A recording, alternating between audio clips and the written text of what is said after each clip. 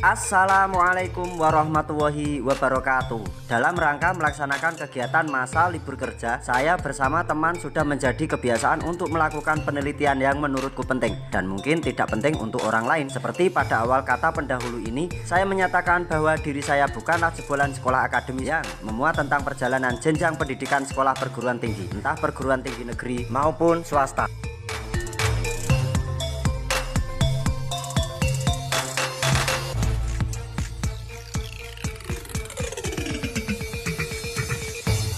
Bismillahirrahmanirrahim. Assalamualaikum warahmatullahi wabarakatuh. Alhamdulillah wa syukurillah ala nikmatillah la haula wala quwata illa billah amma ba'dah. Untuk kesempatan di siang hari ini seperti biasa, karang ya wong suwung ra iso dolane yo ning makam tok. Oke, sebelum melanjutkan pokok pembahasan tentang situs makam kuno yang berada di Gunung Munggut, terlebih dahulu saya akan menjelaskan tentang peta buatan Belanda dan itu diterbitkan pada tahun 1915. Nah, peta itu menerangkan tentang batas-batas wilayah desa maupun batas-batas wilayah makam, pemakaman intinya. Di situ nanti akan tergambar simbolnya seperti apa dan saya akan mencoba menerangkan terus posisi makam, konsepnya seperti apa. Yang berada di Gunung Munggut itu ada makam berapa, kompleknya nanti di sini di video ini akan saya terangkan dan nanti selepas itu baru kita bahas makam sosok tokoh. Nah, ini ada dua tokoh, sebenarnya ada dua tokoh. Yang satu makame Syekh Basarudin, yang kedua makame Pangeran Purwokusumo. Melihat keterangan pada papan yang ditempelkan di dinding di dinding bangunan cungkup makam, itu kok membuat saya itu agak terkejut. Di situ disebutkan nama Pangeran Purwokusumo bin Pangeran Benowo bin Jakatingkir. Benarkah demikian? Ini kajian dengan pembacaan nisan, juga kajian dari peta Belanda. Oke, semoga paham dan mari kita buka sekarang. Ini merupakan peta buatan Belanda dan diterbitkan pada tahun 1915 dengan gambaran jalan, gambaran sungai, gambaran perkebunan, gambaran penempatan makam yang benar-benar detail hingga dipergunakan sampai zaman sekarang. Jika kita lihat gambaran peta buatan Belanda ini, terdapat gambar anak panah nomor 1 menunjukkan jalan utama Karangjati ke Candirejo. Terdapat pertigaan. Untuk zaman sekarang pertigaan itu disebut dengan perpolok. Dari pertigaan perpolok, jika mengarah dan berbelok ke arah utara, jalan tersebut akan menuju wilayah Desa Wonorejo, Desa Candirejo dan sekitarnya. Jika dari pertigaan perpolok lurus, merupakan jalan penghubung ke wilayah Desa Pringsari, Desa Kawah dan sekitarnya. Gambaran anak panah nomor 2, tata letak atau lokasi berdirinya bangunan Masjid Basarudin. Gambar anak panah nomor 3, denah gambar Kali Curug, sebuah batas wilayah yang memisahkan Desa Prengapus Kidul dengan Desa Jatirunggo. Gambaran anak panah nomor 4, jalur utama penghubung antar Desa Jatirunggo dengan Desa Nderekan. Gambar anak panah nomor 5, bangunan berupa rumah dinas, pabrik pengolahan coklat, hingga gudang buatan Belanda yang berada di wilayah Desa Jatirunggo. Gambar anak panah nomor 6 dengan simbol bulan sabit berwarna merah merupakan tata letak atau asal muasal di mana makam pertama kali Mbah Cogeh berada, atau awal letak makam Mbah Cogeh berada di sisi utara jalan penghubung Desa Jatirunggo ke Desa Nderekan. Sedangkan untuk gambar anak panah nomor 7, jalur utama penghubung desa dari Prengapus menuju ke Desa Kawah dan sekitarnya. Di sini saya sampai di komplek makam Syekh Basarudin Gunung Munggut atau Pangeran Purwokusumo Gunung Munggut. Di sini saya ditemani sama Pak Yen. Nah, di sini saya mengunjungi makam sepuh, terhitung sepuh sih kalau menurut saya. Dan makam ini memiliki langgam atau tipe kita baca tipologinya dari jirat, dari nisane. Ini merupakan abad 20 awal atau tahun 1900-an ke atas ini makam ini. Nah, yang perlu diketahui sekarang kita bisa membedakan kenapa saya mempelajari bangunan candi juga mempelajari tentang bangunan makam. Tidak jauh beda antara bangunan makam dengan bangunan candi. Nah, seperti inilah kearifan lokal Nusantara yang memang diterapkan dari leluhur kita untuk dikenal. Sebenarnya ini masa transisi. Masa transisi itu dimana Hindu, Buddha ke Muslim. Ini kalau hilang dari nisane, siki bakalan dikira iki komplek atau sisa dari bangunan candi. Tapi di sini langgam nisan ini langgam Pantura. Awal 1900-an dan di sini pun juga banyak sebenarnya. Ini ada nisan yang terpahat dari batu. Nah, kecurigaan saya sebenarnya makam ini atau jirat atau komponen jirat ini salah satu dari panel yang berada di makam tersebut. Sebenarnya nek kita pelajari dengan karakter bentuk nisan itu memang benar pemasangannya. Cuma jirat, panel jirat yang di sini, terus panel jirat yang di sana itu merupakan satu kesatuan dari makam yang di sini. Ini tidak mungkin makam ini cuma ada berapa ini? Satu jengkal ya, kira-kira berapa ya Pak? Nah, satu jengkal ya Pak ya? Satu jengkal. Sebenarnya itu makam ini nak dibangun lagi ketika nanti jirat-jirat yang sudah terpisah seperti itu ada 4 ya, terus yang di belakang itu ada 2, itu nak dibangun lagi nanti tingginya segini, sekitar 60 cm dari permukaan tanah. Oke, kita akan melanjutkan lagi penelusuran ke makam-makam seputaran Gunung Munggut. Gue Pak, ingat ya, ini makam periode abad 20 atau 1900-an awal. Nek ndak percaya pengen membuktikan, yuk tak dudoi blusukan bareng. Gini, ini sebenarnya makam.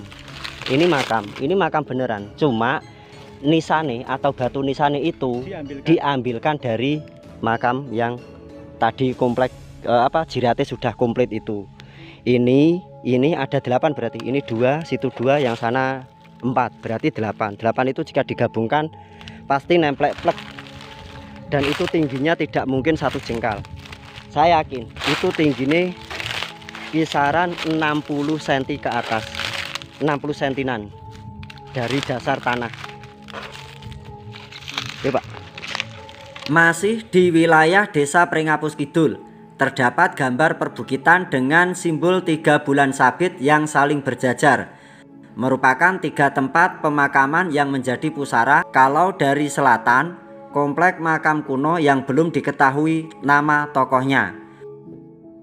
Komplek bagian tengah terdapat komplek makam Syekh Basarudin. Dan yang paling utara terdapat komplek makam Pangeran Purwokusumo, lebih tepatnya Gunung Tosari untuk sebutannya pada peta Belanda tersebut, yang sekarang berganti nama menjadi Gunung Munggut.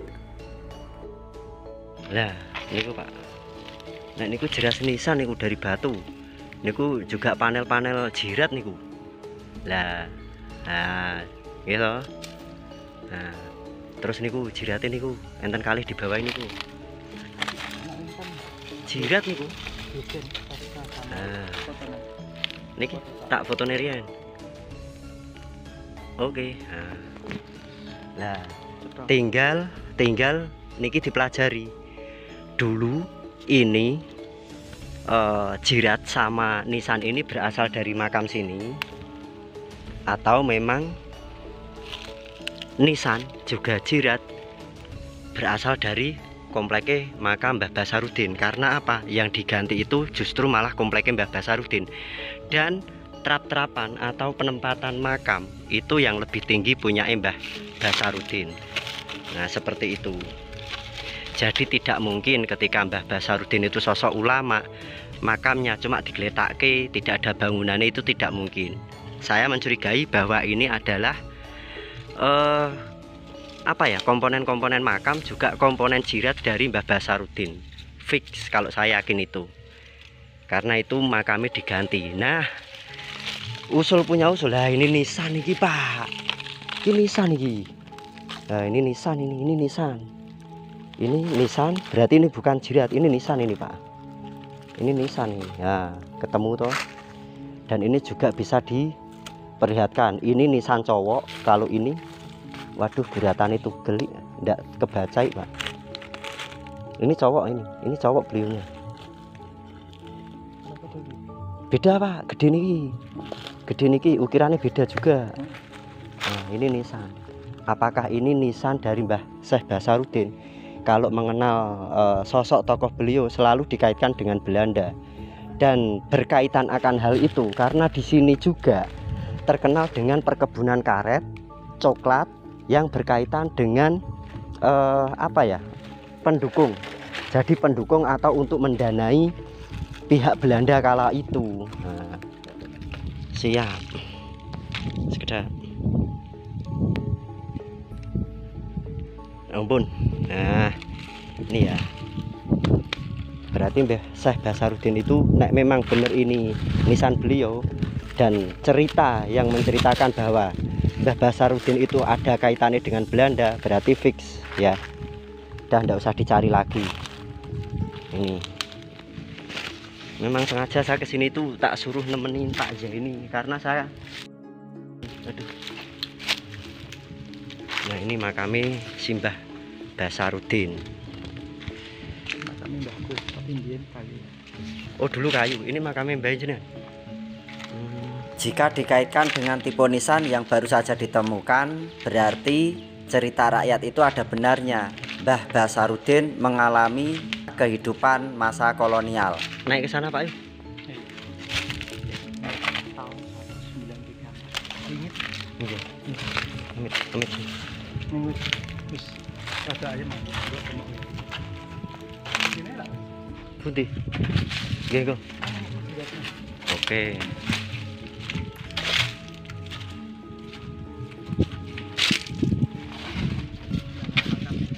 Ini tahun 1970-an. Nggih, ketinggal atau sudah kelihatan guratan-guratan dari pahatan nisane itu antara masa kolonial dengan masa setelah kemerdekaan itu sangat kelihatan.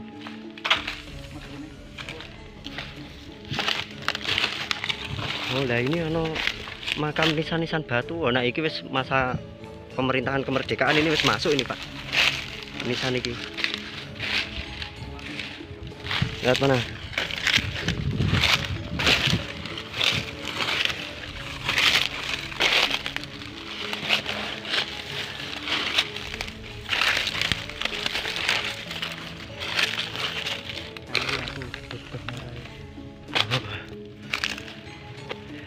Iki nisan-nisan wis masa kemerdekaan iki Pak. Masa kemerdekaan ini sudah di atas 1950-an nisan ini. Ini? Iya, bener Pak. Bener itu. Pahatannya kelihatan kok. Yakin. Siap. 1, 2. Oke. Keyakinannya apa? Pahatannya kan sama dengan yang tadi Pak. Sing di bawah mau ngerti ya di jikuk gambarnya pas ada tulisannya 1979 tadi. Karena nisan yang di bawah yang tadi terbengkelai tidak terpakai itu kan seperti ini. Oh ini. Jenengan meh nuju iki to nisan bolong ini to.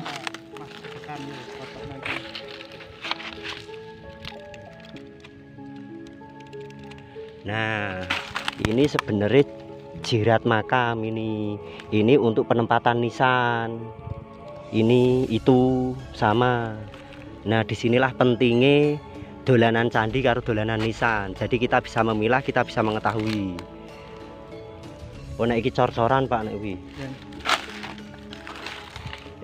Cor-coran kok batu. Oh batu deh Pak, batu Pak, batu, tapi beda batu nih. Ini batu kali, yang itu batu asli gunung sini. Meh naik ke sana Pak, yuk.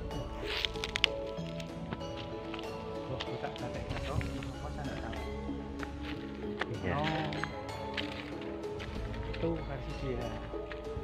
Nah, versimu itu adalah Panel untuk jirat makam itu. Misal ketemu nisane, aku wani buktikan. Lah ini panel jirat makam ini sebenarnya. Ini panel jirat makam yang secara kebetulan dipergunakan untuk nisan. Ini sebenarnya panel jirat makam. Nah ini tempat untuk apa, sambungan nisan, atau ini dudukan nisan, atau ini lapiknya nisan. Ini sebenarnya masangnya tidak berdiri seperti ini, melainkan ini tidur. Ini dalam kondisi tidur, terus di sini nanti ada nisan seperti itu. Nah, ingat ya, di sini ini bukan nisan, melainkan ini panel jirat yang secara kebetulan difungsikan untuk nisan. Kenapa demikian? Dan kenapa bolong seperti ini? Bolong seperti ini memang sengaja dibuat ini guys, karena ini untuk penempatan nisan. Sebenarnya ini tidak berdiri, melainkan ini tidur. Terus di sini baru nisan yang ada kunciannya atau nok-nokan itu dimasuk, oke, seperti itu. Nah ini secara kebetulan komponen ini dipergunakan untuk nisan, ya harus tahu. Nah kenapa manfaatnya sinau nisan juga sinau batuan candi, kita bisa memilah, jadi kita tidak bisa dibodohi seperti itu. Oke, yuk lanjut Pak. Kita lanjut lagi guys, kita akan menengkrekkan jalan ke sana.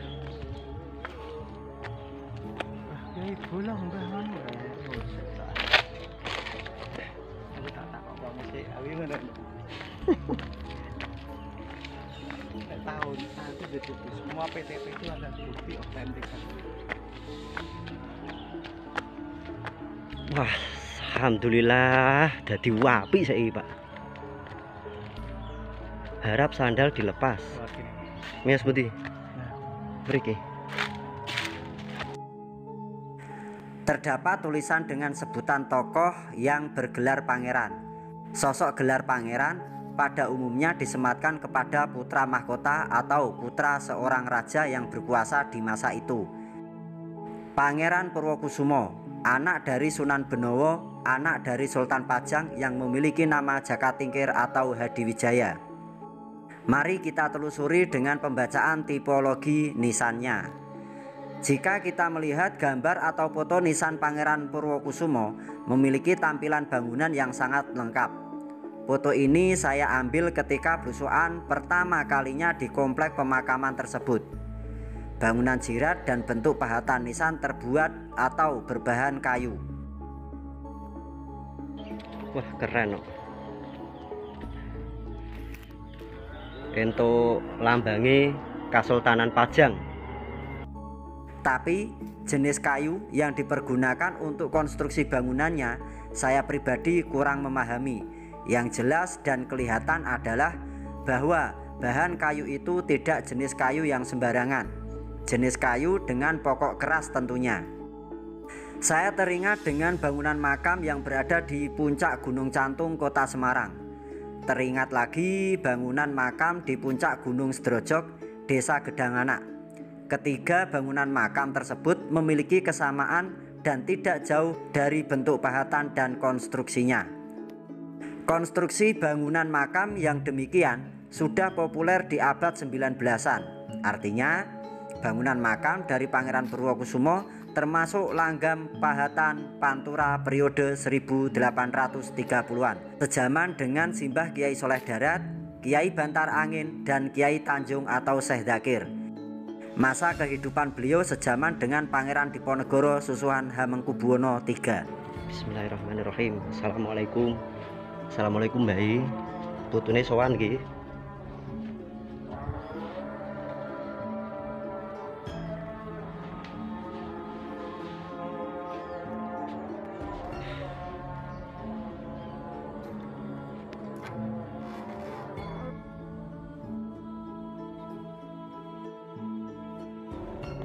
jiratnya ini kayu. Ini sebenarnya jirat yang aslinya nih Pak. Nah begini, ini nak wis diganti Pak nisannya. Saya itu masih ingat ya, ketika awal pertama kali tahun 2017 saya mengadakan belusukan ke sini karena dulu saya itu berkecimpung di dunia percandian. Terus akhirnya saya kenapa ikut merambah ke dunia pernisanan, karena yang paling rawan itu memang ketika orang mengadakan penelusuran makam, dan itu menggunakan metode istilahnya kayak batiniah lah. Ya nek saya pribadi tidak masalah, karena setiap manusia itu memiliki perjalanan spiritual masing-masing. Tapi perjalanan spiritual itu bukan untuk dipublikasikan. Ketika kajian sejarah dengan perjalanan spiritual itu tidak bakalan nyambung, dan pasti itu akan berseberangan.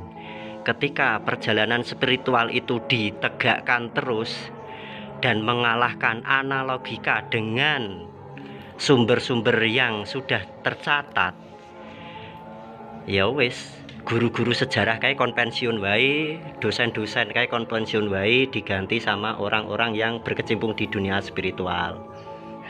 Nah seperti itu ya. Kalau saya mempelajari dari pahatan nisan ini, dulu saya itu masih ingat nisan ini dulu terbuat dari kayu yang bentuknya kotak. Itu ada di blogger saya itu tahun 2017. Kalau saya mempelajari dari tipe nisan ini, nanti kalian artikan sendiri ya. Nisan ini sama dengan nisan yang berada di Gunung Cantung, itu di kota Semarang. Memang di puncak bukit atau di puncak gunung itu terdapat sebuah makam sepuh. Kalau saya menyebutnya sepuh karena itu erane sudah masuk Pangeran Diponegoronan. Itu beliau bernama Simbah Bantar Angin.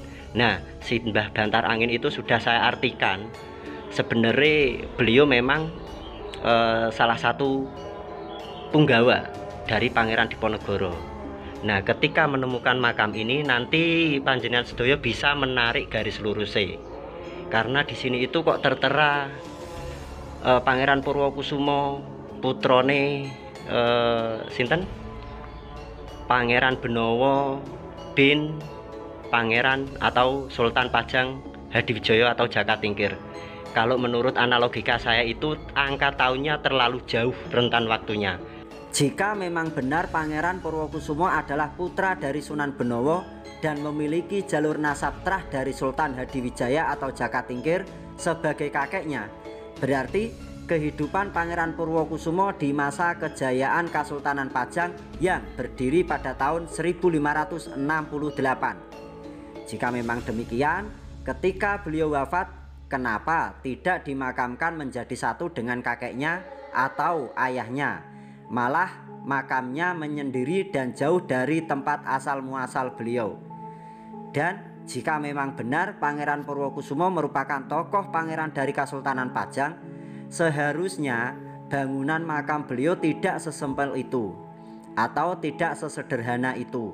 Dan seharusnya bangunan makam beliau memiliki jirat lengkap dengan ornamen-ornamen sebagai penghiasnya, bentuk pahatan nisan dengan langgam pajangnya.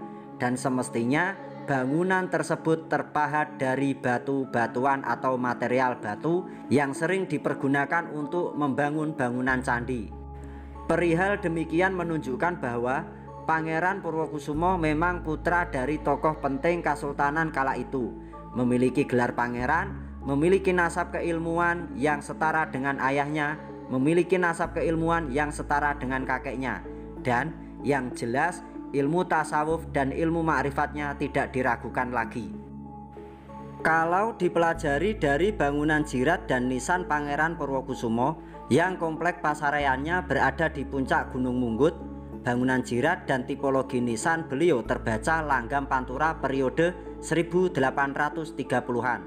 Jika ada pertanyaan, apakah beliau seorang ulama? Jawaban saya adalah iya, beliau seorang ulama. Dan apakah beliau seorang tokoh pejabat? Dan jawaban saya tetap iya. Kenapa demikian? Berikan alasan atau penjelasan yang menyebutkan bahwa beliau sosok ulama dan tokoh pejabat penting di eranya. Alasannya adalah makam beliau berada di puncak bukit, menunjukkan bahwa beliau memiliki tingkatan dengan nasab keilmuan yang tinggi. Di bidang keagamaan beliau juga punya, bahkan di bidang tata pemerintahan beliau juga punya. Bisa saja beliau merupakan tokoh penting yang pernah memimpin Pringapus dengan jabatan yang diberikan dari pepundennya yang disematkan kepada beliau.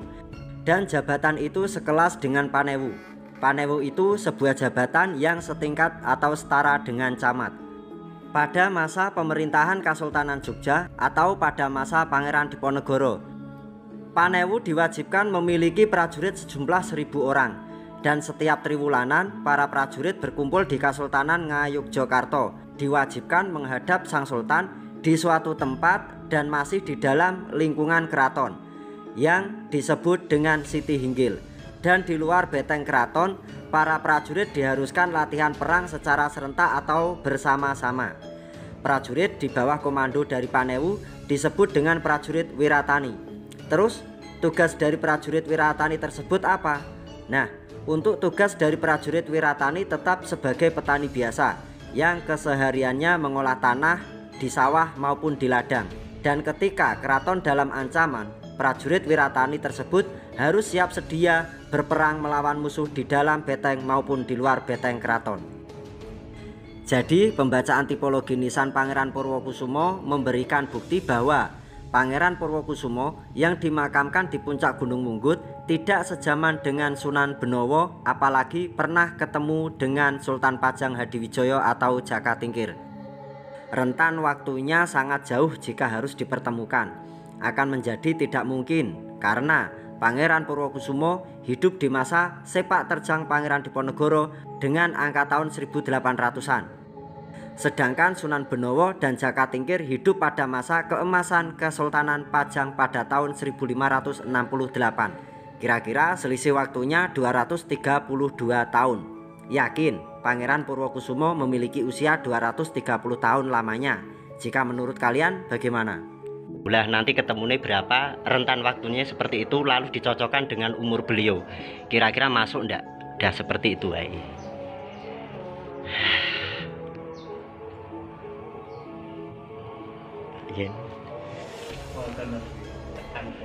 Silsilah Pangeran Purwokusumo, Handayaningrat Muhammad Kebu siapa iki?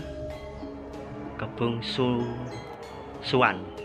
Oh, Handayaningrat Muhammad Kebungsuan. Sejak kapan ini ada kalimat Muhammad?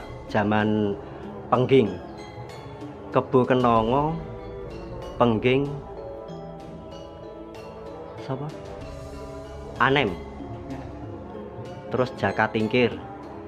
Terus Hadi Ningrat Pangeran Benowo.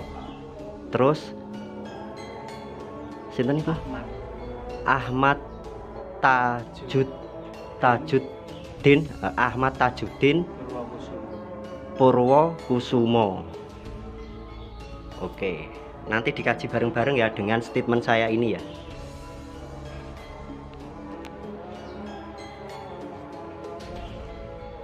Berarti saya sowan kesini itu yang kelima kali nih. Yang pertama kali itu pada tahun 2007. Dan saya masih punya fotone tahun 2007 itu. Nanti tak tampil ke.